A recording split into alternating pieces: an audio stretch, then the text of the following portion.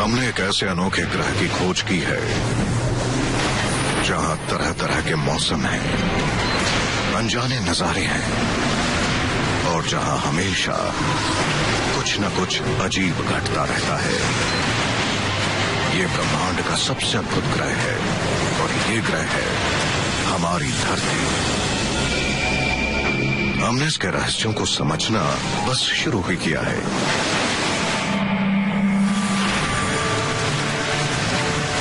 एक ऐसी प्रक्रिया है जो हमारे लिए तो साधारण सी बात है, लेकिन न सिर्फ वो ब्रह्मांड की सबसे अजीब प्रक्रियाओं में से एक है, बल्कि उसके बिना इंसान का अस्तित्व ही नहीं होता। हमारे शरीर में पानी की हर एक बूंद इस धरती पर अरबों सालों से मौजूद है। हमारे शरीर में वही पानी है जो शायद पहले एल्बर्ट आइंस्टाइन या जॉर्ज वॉशिंगटन के शरीर में था। ये प्रक्रिया है बारिश। कुदरत की अनजान लेकिन ताकतवर शक्तियां इसे बनाती हैं। इसमें छिपे हैं कई रहस्य और साथ ही जीवन भी।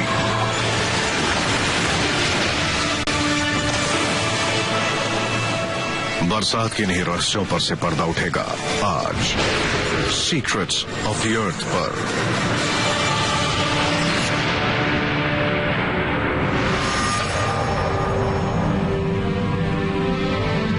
आसमान से हमारी धरती बहुत ही खास नजर आती है। सौर मंडल में हमारी धरती सबसे अद्भुत है क्योंकि इस पर विशाल समंदर है और यहाँ के आसमान से पानी बरसता है। जब आप अंतरिक्ष से पृथ्वी की ओर देखते हैं तो दो चीजें तुरंत नजर आती हैं, सफेद बादल और नीला समंदर। कनाडा का वैंकूवर आइलैंड उत्तरी अमेरिकी महाद्वीप की सबसे गीली जगह है। यहाँ हर साल औसतन 650 सेंटीमीटर बारिश होती है। समंदर, बादल और साथ ही मेरे आसपास मौजूद काई पर लगा पानी, ये सब वाटर साइकिल का हिस्सा है। वही साइकिल जिसकी वजह से इस धरती पर जीवन है। इस साइकिल में सब कुछ शामिल है, मेरे सांस लेने से हवा में आने वाली नमी से लेकर इस काई पर लगा पानी और ऐसी नदियों तक जो फिर बहकर समंदर से जुड़ती हैं। और ये भी दुनिया के सबसे सूखे रेगिस्तान जिसे डेथ वैली को भी बरसात के पानी ने आकार दिया है। डेथ वैली हालांकि बहुत सूखी जगह है, लेकिन हर जगह आपको पानी से बने आकार नजर आएंगे। पानी की वजह से ही पहाड़ों के ये खूबसूरत आकार बने हैं। मेरे पीछे यहाँ पहले तेज बारिश के चलते एक छोटी सी नदी बहा करती थी जिसने इन पहाड़ों पर ये आकार बनाए, जिसने अपनी राह में आने वाली चीजों को हटा दिया और तलछट को नीचे ले आई।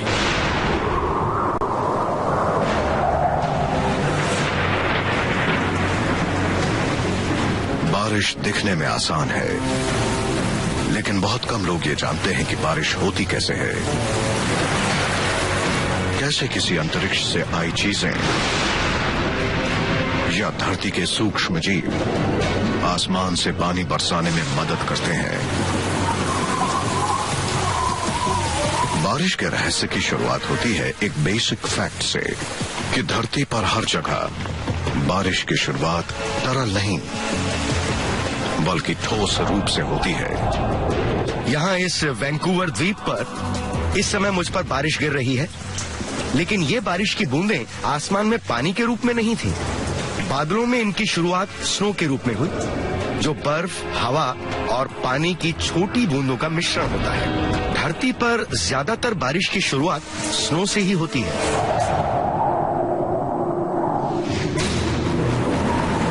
धरती के वातावरण के ऊपरी हिस्सों में तापमान 0 से भी काफी कम होता है और जैसे कि हर बच्चे को स्कूल में सिखाया जाता है, पानी 0 के तापमान पर बर्फ बनता है। हालांकि आसमान में ऐसा नहीं होता। पानी बर्फ में बदलना चाहता है क्योंकि तापमान 0 से कम है, लेकिन बदल नहीं सकता। उसे एक इम्प्योरिटी यानी मिट्टी के कण की जरूरत होती है जिसके आसपास वे बर्फ के क्रिस्टल्स बना सके और तभी ही पानी ठोस आकार ले पाता है। और धरती के वातावरण में ऐसे कई छोटे कण हैं जो ये काम करते हैं। हमारे वातावरण में जो कण पाए जाते हैं वो अलग अलग जगहों से आते हैं, जैसे कि समंदर से, जंगल में लगी आग और उससे निकलने वाले धुएं से। यहाँ डेथ वैली में भी रेत का तूफान जमीन से रेत को उठाकर आसमान में बादलों के बीच ले जाता है। और कुछ बारिश बनाने वाले कण बाहर अंतरिक्ष से भी आते हैं। हर रोज 2721 किलो छोटे माइक्रोमीटियोराइट्स धरती के वातावरण से टकराते हैं। यकीन मानना मुश्किल है, मगर अनुमान है कि हमारी धरती हर साल लगभग 10,000 टन से भारी होती है, क्योंकि हमारी धरती छोटे माइक्रोमीटियोराइट्स के बादलों से गुजरती है। वो बहुत छोटे होते हैं। माइक्रोमीटियोराइट इंसान के बाल की चौड़ाई से भी कम होते हैं, इसलिए जब वो धरती पर गिरते हैं तो उन्हें बहुत कम फ्रिक्शन का सामना करना पड़ता है और वातावरण में आने पर वो जलते नहीं हैं, जैसा कि बड़े मीटियोराइट के साथ होता है। ये माइक्रोमीटियोराइट, जो एक समय किसी बड़े कॉमेट का हिस्सा था, वातावरण से टकराता है। उसकी रफ्तार धीमी हो जाती है और आखिरकार छोटी छोटी बूंदों के बादलों में चला जाता है। बादलों में पानी की बूंदें क्रिस्टलाइज होना चाहती हैं, लेकिन हो नहीं सकती, क्योंकि उन्हें किसी कण की जरूरत है, जैसे कि अंतरिक्ष से आया ये कण।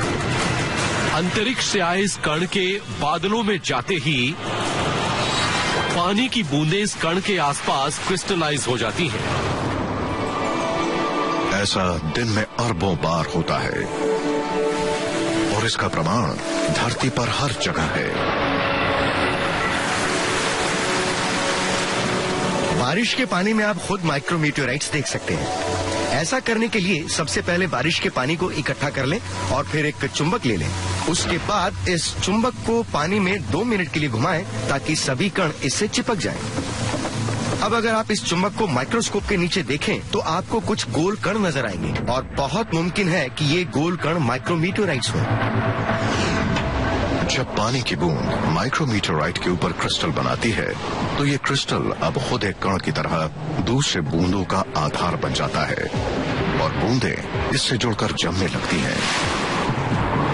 एक बर्फ का क्रिस्टल दूसरी बूंदों के लिए अच्छा आधार होता है, तो मतलब जैसे ही बर्फ बनना शुरू होती है वैसे ही एक के ऊपर एक क्रिस्टल्स बनते जाते हैं। छोटे छोटे क्रिस्टल्स के जुड़ने से स्नोफ्लेक बनता है और जब वजन बढ़ जाता है तो वो नीचे गिरने लगता है, लेकिन तब भी उसकी यात्रा पूरी नहीं होती। वो धरती के जितना करीब आते हैं उतना तापमान बढ़ता जाता है और जब वो गर्म हवा से गुजरते हैं तो गर्म हवा बर्फ के क्रिस्टल्स को ऊर्जा देती है। ऊर्जा मिलने पर बर्फ पिघलने लगती है और बारिश का रूप लेती है और आखिरकार पानी की बूंदें जमीन पर गिरती हैं। यानी बरसात के दौरान अगर आप किसी बारिश की बूंद को पकड़ते हो तो संभावना है कि आपने एक छोटे माइक्रोमीटियोराइट को पकड़ा होगा। लेकिन इन बूंदों को थोड़ा और करीब से देखिए, हो सकता है इसमें कुछ और हो। धूल के कण या माइक्रोमीटियोराइट की बजाय बारिश की ये बूंदें किसी जिंदा सूक्ष्म जीव के आधार पर भी बन सकती है, लेकिन सूक्ष्म जीवों के आधार पर बारिश के गिरने से कई और अनोखी घटनाएं धरती पर होती हैं। सालों तक वैज्ञानिकों का मानना था कि धरती पर सभी बारिश पानी के किसी ठोस कण पर सॉलिडिफाई होने से बनती थी, लेकिन अब ये पता चला है कि कुछ बारिश आसमान में फंसे जिंदा सूक्ष्म जीव की वजह से बनती है, जो फिर से जमीन पर लौटने के इंतजार में होते हैं। हम ये लंबे समय से जानते हैं कि सूक्ष्म जीव अपनी जगह बदलने के लिए वातावरण का इस्तेमाल करते हैं। बादलों के 1 क्यूबिक मीटर में 1 लाख तक सूक्ष्म जीव हो सकते हैं। धरती पर हर रोज गर्म हवा वातावरण में उठती है और अपने साथ 20 लाख टन बैक्टीरिया को ले जाती है। उन्हीं बैक्टीरिया में से एक प्रजाति है स्यूडोमोनास सिरिंगे, जो पेड़ों और फसलों पर पलते हैं, जिनमें वो फसलें भी शामिल हैं जिन्हें हम इंसान उगाते हैं।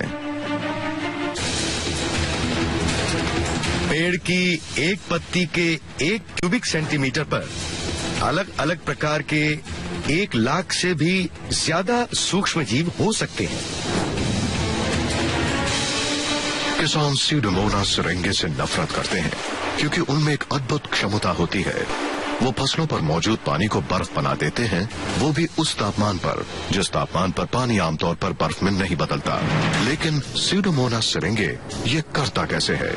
वक्त के साथ सीडोमोनास सिरिंगे ने ऐसे प्रोटीन को विकसित किया है जो पानी को बर्फ के क्रिस्टल का रूप लेने में मजबूर करता है। उसके बाद जब ठंडा पानी इन क्रिस्टल पर गिरता है तो आसानी से बर्फ बन जाता है। यहाँ दक्षिणी लुइजियाना में आमतौर पर बर्फबारी नहीं होती है, लेकिन जब होती है तो पूरी की पूरी फसल बर्बाद हो जाती है। अब जैसे कि ये गन्ने का खेत 1 घंटे के अंदर पूरी तरह बर्बाद हो सकता है।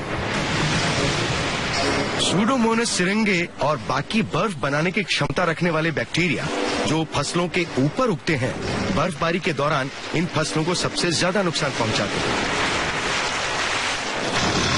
हम यहाँ प्रयोगशाला में आपको दिखाएंगे कि किस तरह सूडोमोनास सिरिंगे काम करता है।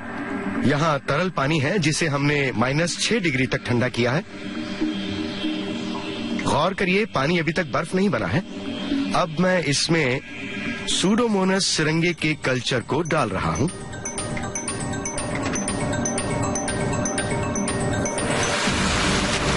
और ये तुरंत जम जाता है। पानी को बर्फ में बदलने की रहस्यमय क्षमता सिर्फ पेड़ों पर बर्फ बनाने के काम नहीं आती।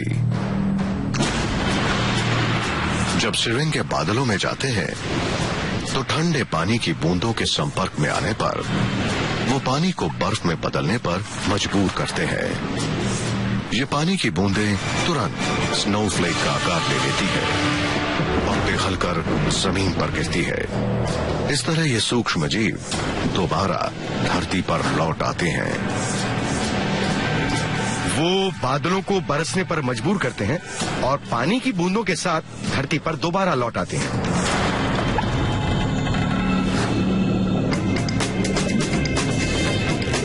लेकिन शायद सिरिंगे का ये रहस्य इतना अजीब नहीं है जितना कि धरती पर गिरने वाले और हमारे शरीर में मौजूद पानी का रहस्य है। हर इंसान के शरीर में जैसे कि आपके वही पानी के तत्व हैं जो एक समय हर डायनासोर और धरती पर चलने वाले हर जीव में था।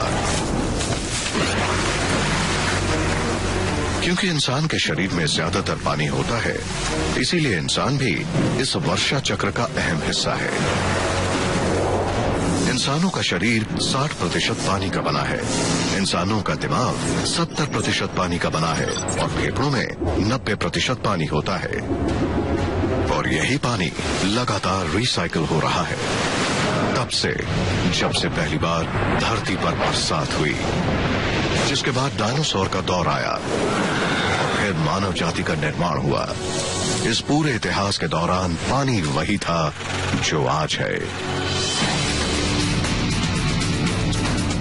जो भी पानी इस समय हमारे शरीर में है वो इस धरती पर अरबों सालों से है और शायद किसी के शरीर में वही पानी है जो पहले एल्बर्ट आइंस्टाइन या फिर जॉर्ज वॉशिंगटन के शरीर में था।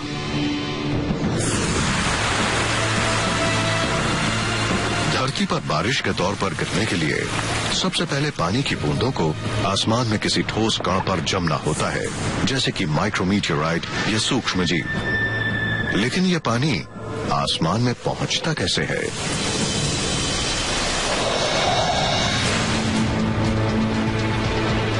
सूरज की किरणें हमारी धरती को गर्म करती है। घर, लॉन, रास्ते और बिल्डिंग की सतह से पानी धीरे धीरे गर्म होता है और भाप बनकर आसमान में ऊपर उठता है। धरती पर पानी के कण सूरज की गर्मी को सोखते हैं। इस ऊर्जा के मिलने से पानी के कण एक दूसरे से दूर जाने लगते हैं और लिक्विड पानी भाप में बदलता है। कुछ ही सेकंड में पानी के कण धरती से उठकर आसमान की ओर बढ़ने लगते हैं। जब पानी के कण गर्म होते हैं तो वो अस्थिर होकर हल्के हो जाते हैं। तब वो गैस वाले गुब्बारे की तरह वातावरण में ऊपर उठते हैं और अपने साथ नमी ले जाते हैं। पूरी धरती से 726 क्वाड्रिलियन लीटर पानी हर साल समंदर और धरती से भाप बनकर ऊपर उठता है।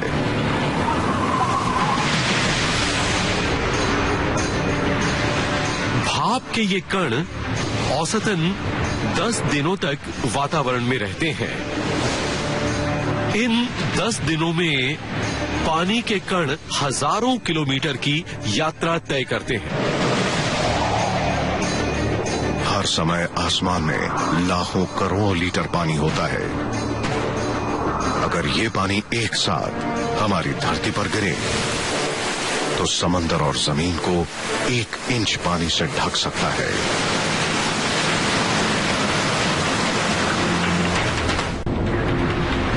जब पानी भाप के रूप में ऊपर उठता है तो ठंडा भी होता है और हर 1000 फीट पर तापमान 5.5 डिग्री से कम होता है। ठंडा होने के साथ साथ भाप घनी होती है, पानी के कण धीमे हो जाते हैं और फिर एक पल आता है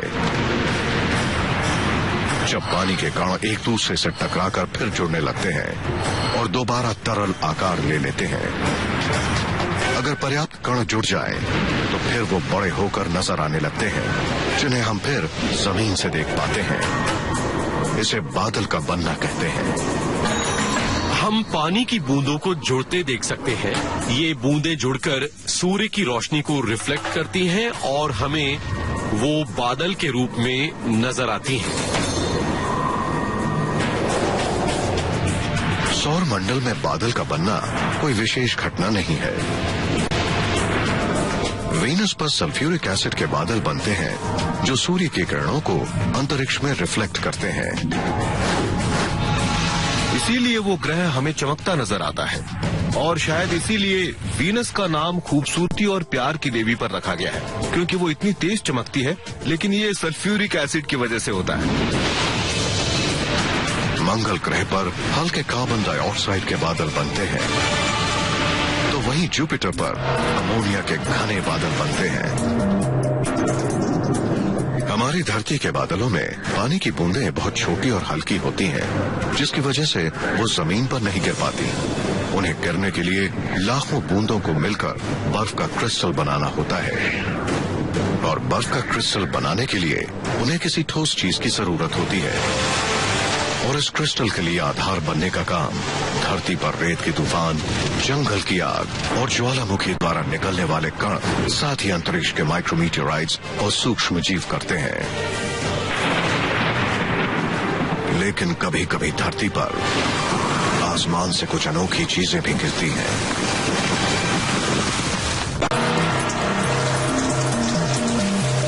धरती पर पानी की बारिश इस सौर मंडल की सबसे अनूठी घटना है।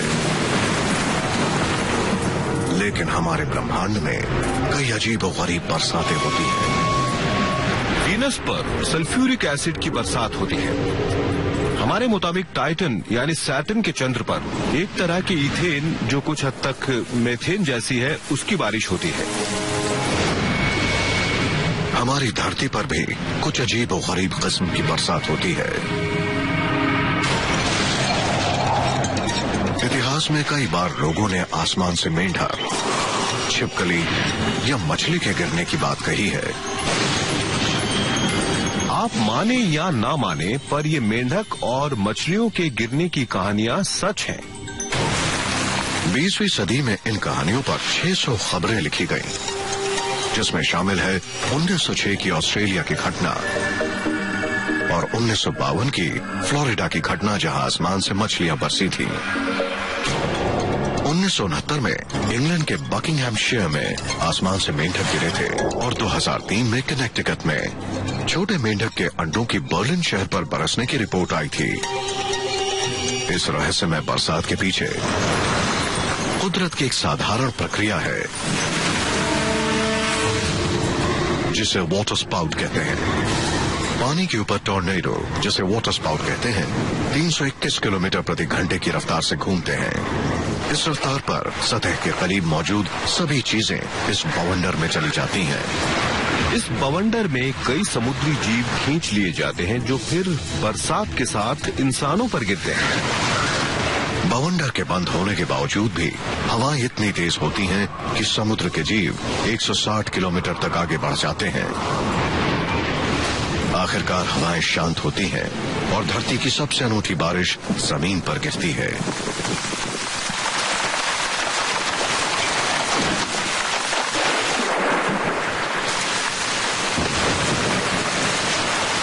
लेकिन पानी की इस बारिश ने सदियों तक अपने रहस्य को छिपाए रखा। अब जाकर हम इंसान समझ पाए कि आसमान से बरसने वाला पानी किस तरह ठोस, तरल और भाप बनता है। ये एक ऐसी घटना है जो शायद सौरमंडल में सिर्फ धरती पर होती है। हमने ये भी जाना कि किस तरह बरसात सिर्फ तापमान या दबाव से नहीं, बल्कि ज्वालामुखी, जंगल की आग, रेतीले तूफान, अंतरिक्ष के कण और कुछ अदृश्य सूक्ष्म जीवियों पर भी आधारित है। और सबसे जरूरी, किस तरह पानी की बरसात ने इस धरती को सौरमंडल के एक आम ग्रह से खास ग्रह बना दिया।